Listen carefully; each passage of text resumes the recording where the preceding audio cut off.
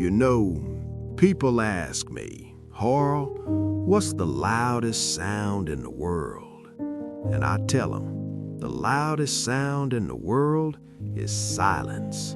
It's the sound of this phone right here when it hasn't rung in 3 months.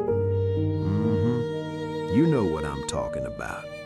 See, I got 3 babies grown now. I changed their diapers. I paid for that fancy college. I sat in the stands freezing my hands off, cheering for them. I gave them my back. I gave them my knees. Lord knows I gave them every dime I had. And now I'm 82 years old and I'm lucky. I mean, I am lucky if I get a text message on Christmas Day. Merry Christmas, Dad. That's it. That's what I got to show for a lifetime of love. Now you sitting there watching this, and I know you feel it too. You sitting in a quiet house just wondering, what did I do wrong? You pick up the phone, you dial the number, you get the voicemail, and you say, hey baby, hey son, just checking in on you, call daddy back. And you wait, and you wait, and nothing. Well, let me tell you something today, and this might hurt a little bit, but it's the truth. Stop calling them. Put the phone down. Don't you leave another voicemail. Don't you send another text begging for a crumb. They left you. They did. And if you keep chasing them, you're losing the only thing you got left, man, your dignity. Now, let me tell you what you're gonna do instead, the hard truth. See, first thing is we gotta talk about why you're calling. You're scared. I know it. You're scared that if you stop, they just gonna disappear. Poof, gone forever. You think if I don't remind them I'm here, they gonna forget old Harold exists. Well, listen to me close. If you gotta remind your child that you exist, they already forgot you. Yeah, that's hard to swallow, but begging for love, that ain't love, that's pity. And I don't know about you, but I am a grown man. I worked 40 years in that plant. I walked through storms. I ain't accepting pity from the people I spoon-fed. No, sir. When you call them 5 times a week, sounding sad, sounding lonely, you teaching them that you a burden. You teaching them you ain't got no life. You just waiting by the window like an old dog. And let me tell you, folks, run from that, even your own blood. It feels like pressure, so they pull back, and you chase harder, and they run faster.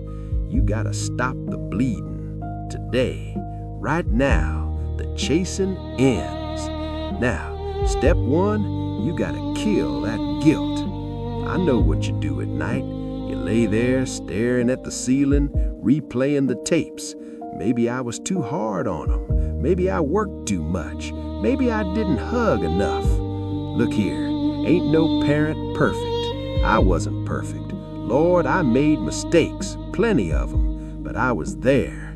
I didn't run off. I put food on that table. I kept the lights on. I loved them the best way I knew how.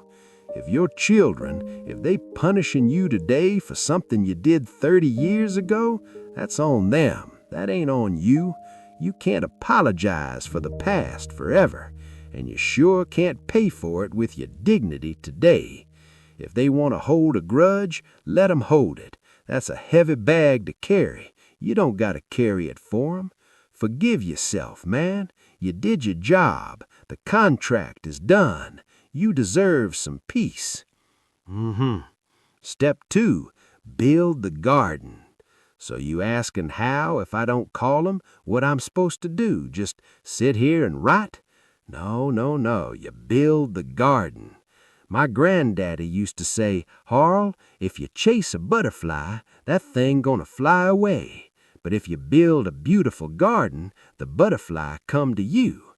And even if it don't come, shoot, you still got a beautiful garden. See, for 5 years I sat in this chair writing, waiting for this phone to ring. 6 months ago, I said enough. I joined a woodshop class, started making things with my hands again. I started playing chess at the park with these other old fools. We argue, we laugh. I started cooking again, got my gumbo recipe back out. And you know what happened?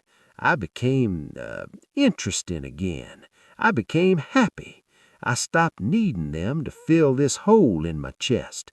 I filled it myself. You gotta get busy. Go travel. Go learn something. Make your life so full that you don't even notice this phone ain't ringing. Because here's the secret. Children are curious creatures. When the phone stops ringing, when the guilt trips stop, they start wondering, why Daddy ain't calling? Is he okay? What's he doing? And eventually they call. And when they do, they don't find a sad old man sitting in the dark. They find a man who is living, and that makes 'em want to stay. The conclusion.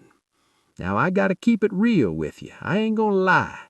Sometimes you build the garden, and the butterflies still don't come. Sometimes they just gone. Sometimes folks are just selfish, even your own kin. And if that's the case, if you find your peace and they still stay away, then let 'em go. Let 'em go with love, but let 'em go. You can't force nobody to love you, but you can refuse to let their absence destroy you. You ain't defined by who comes to visit you on Sunday. You defined by the man you see in that mirror. My phone ain't rung in 3 months, but I'm going to the wood shop today, making a table, and I'm going to eat a good steak tonight. I'm going to live.